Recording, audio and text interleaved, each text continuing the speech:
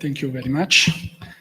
Let me start saying thank you to the University Sapienza and thank you to the University Ca' Foscari and thank you to the Guardia di Finanza for having us today. Thanks to Cruciano Cruciani, my friend. We worked together in the last few years. And I apologize for my English. It's not so fair, I should say, Virginia, to put my speech after Professor Ivanov, sorry. Even if we have quite the same dressing code, our English is not the same. So let's start with a general provision. Generally speaking, we have two systems, two activities in order to combat fraud, every kind of fraud. One system is the prevention of economic and financial crime, and the other one is the repression. So where is the Unità di Informazione Finanziaria, which is the financial intelligence unit for Italy? Is in the right side or the left side? I think it's in the both side. Cruciano agree with me. In the right side, we have ad hoc legislation such as anti-money laundering legislation, and of course the UEIF is in this side because it's the national competent authority to combat money laundering. Here there are administrative public authorities, such as the UEIF, but there are also private bodies. This is, let me say, one of the sample of PPP partnership with 4P. Because we are private, public bodies, and there is a partnership within all of them. At the end, what is our duty? Our duty is to detect anomalies in the financial flows and to make financial analysis of these flows. On the other, and here we are, of course. On the other side, we have criminal law, investigative bodies such as the Guardia di Finanza, and judicial authorities, of course, for the prosecution of crimes. Here we are at the same time because our collaboration with the Guardia di Finanza is very strict, is very important. There are a lot of synergy between us. But there are a lot of synergies also with the judicial authorities because quite often they ask for our collaboration in order to make financial analysis just for them and to find the crime. As I said before, this is the international regulation for FIUs. Each state around the world should have a financial intelligence unit. This is a role, international role. And each FIU may have some particularities. They should be autonomous and independent. Autonomous and independent from the political side, but also from the private public side. For instance, the FIU in Italy is within the Bank of Italy, is created within the Bank of Italy, but is completely independent from the Bank of Italy. I mean, we cannot share information with our governor, for example. This is quite clear because we can have also information regarding the managing body of the Bank of Italy. This cannot be an information available to them. The FIU is responsible in each state around the world for the financial analysis of anomalous financial operation. So we make financial analysis based on the suspicious transaction report made by quite a lot of bodies, public and private bodies, and we reveal this analysis only to investigative bodies, so only to the Guardia di Finanza and to other bodies that we can see after. The information we get in are coming from potentially 2 million of entities.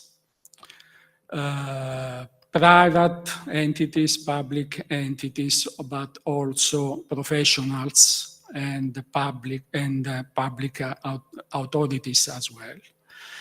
At the end of this slide, there is the sentences that the FAFT, Financial Action Task Force, made in the last mutual evaluation regarding the FIU. And they said that the UEF is a well-functioning financial intelligence unit. It produces good operational and high-quality strategic analysis that add value to the suspicious transaction report that it received.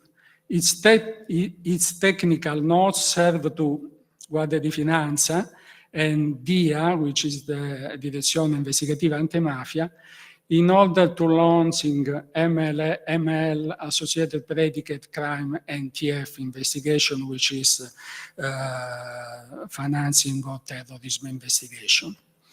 At the end of this year, we will have a second mutual evaluation for the Italian ML system, and we hope that we will get the same result, at least the same result, maybe something more. This is a graph regarding the suspicious transaction report we get every year.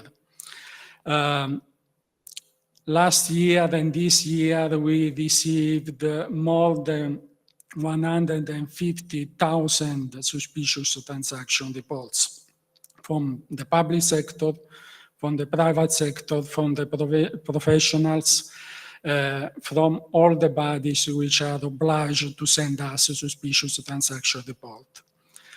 As you can see, each time there is a directive, an EU directive, the graph is increasing. The graph is increasing because each directive is putting in place new rules, new standards in order to make stronger the system. So the result of this legislative initiative is always to increase the amount of STRs. So we have this huge amount of information. Those are only financial information. As I said, potentially 2 million of reporting entities, and each year those financial suspicious transaction amount for something like 50 billion euro. So a lot of information, and we have to work with this information with resources which are very limited, less than 200 people. So how we manage this huge amount of information? Basically with technology. This is our building, and the center is really our building. Cruciano has been there. It's a small building. We have on the left side the obliged entities, sending STR to us through a system which is called Radar, which is a IT platform, and they are sending this information not by chat. They are sending in internet, so it's an information that we can work on it. And we have this acquisition process. After that, we have enrichment process. We put together all the information we have coming from a lot of database. And we, at the end, we try to classify, to have a classification based on risk on this suspicious transaction report. Of course, we do financial analysis of some of them, but not, of course, it's impossible to do about all of them. To be practical, only 3% of these transactions are subject to in-depth financial analysis. And after that, we disseminate our information to the investigative bodies, the Guardia di Finanza, of course, the Direzione Investigativa Antimafia, and last but not least, the Direzione Nazionale Antimafia, which is a judicial authorities. They have the power to initiate judicial process around Italy based on our information. So, as I said, we have more than 150,000 suspicious transactions report. They are coming basically from the banking sector, because they usually provide, as Professor Ivanov said before, information structure that they have an important base, they have an important background in doing this. But as I show you, the graph, the blue line is not increasing.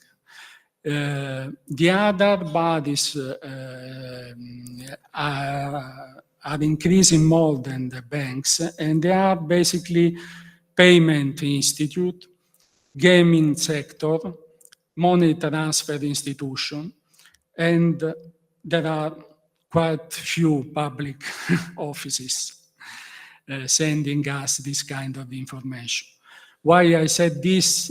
Because the importance of anti-money laundering in the fighting EU fraud is based on the reporting made by the public authorities, public sector. But the contribution coming from this sector is very poor and is very low. Of course, ML system is a system, as I used to say, always is a system. See, if one sector is not collaborating, there is another sector which is collaborating more than the other, they compensate the information which is not coming from the other side. This is, at the end of this presentation, I'll leave you two cases, one coming from a suspicious transaction made by public entities and the other one coming from a private sector. The private sector substitute the public one in the reporting of the transaction. This is the specific regarding the public sector. Even if we have this massive public intervention with NRRP, with the COVID and what else, the contribution coming from the public offices, as you can see, is increasing, but is still very low. Only last year, 400 suspicion transaction report, and for something like 90 public offices sending the information.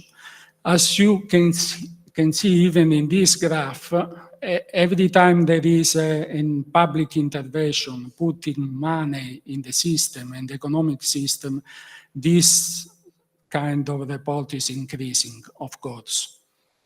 But it's not increasing like we hope.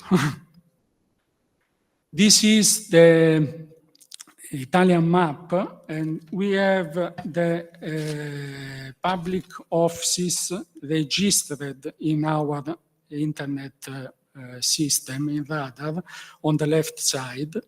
And we have on the the right side, the active public offices. The active, I mean the public offices which are really sending suspicious transaction report to the UIF.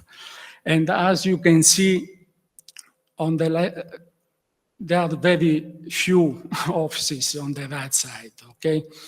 And in the south of Italy, it's completely a drama. There is no one. They are mainly concentrated in Milan and in Rome. I should say that in 2022, we received something like 180 suspicious transaction reports coming from the public offices, but the large majority of them are coming from only two public sector companies. One of them was mentioned this morning, Simest. Simest is collaborating very well. The other one is Sace, but after that, there is nothing. In 2022, besides this, we analyzed something like 7,500 suspicious transaction reports in the context of pandemic and support measures for the total value of more than 9 billion euro. This means that the great majority of the phenomenon is coming not from the public sector, it's coming from the other sector, basically from the banking and financial sector, which is quite, let's say, a supply, is functioning like a supply to the other sector. So now, how can we improve the system? Just few ideas. I think that we talked about these guidelines yesterday with Colonnello Liberatore. This is two guidelines made by the MEF, Minister of Economy and Finance, in order to improve the contribution coming from the public sector. One circular letter was made in August 2002, the other one was made in September 2023. And the second one is very important because it emphasizes the role of STR for the public sector, and also the risk of not contributing in this system, in terms of responsibility, of course. This is MIF initiative in order to prevent fraud in the context of the resilience and recovery plan, national plan. Another good, and in the second circular that I mentioned, there is one important contribution, which is, let's say, a checklist, something like the Guardia di Finanza made for their own scope. Here, there are specific behavioral profiles that we consider to be at risk by definition. For example, risk profile concerning the ownership of the entities asking for financial contribution, the manager and the control structure of this company requiring funds. Of course, those are only example. Another risk profile is concerning the method of relating to the administration. Sometimes the document they provide are very poor. Sometimes the people they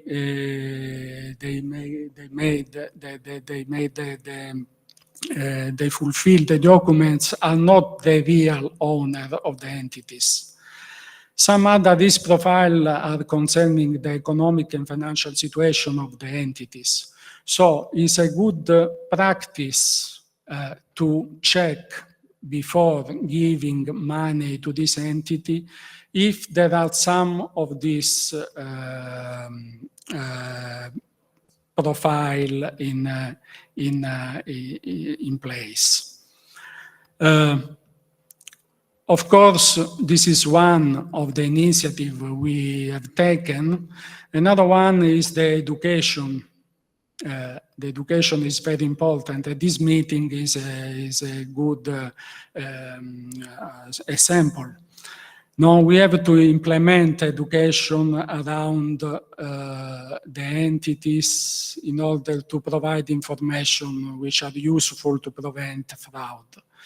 And this is, of course, a very important initiative. Another initiative I can mention, but just for the academic, is that maybe the Italian law is not good enough, let's say. This is because there is no sanction for the violation of STR obligation for the public entities. There is no sanction, administrative sanction. Whereas for the others, there is a very big sanction. For the public entities, since 2017, there is no sanction anymore. There is only a responsabilità dirigenziale for the director of the public entities who is not able to fund this information within the organization to send it to the FIU, but there is no administrative sanction. I think I finished my time, but I just want to leave the floor giving you some information about some cases that we publish in this publication made by the Bank of Italy.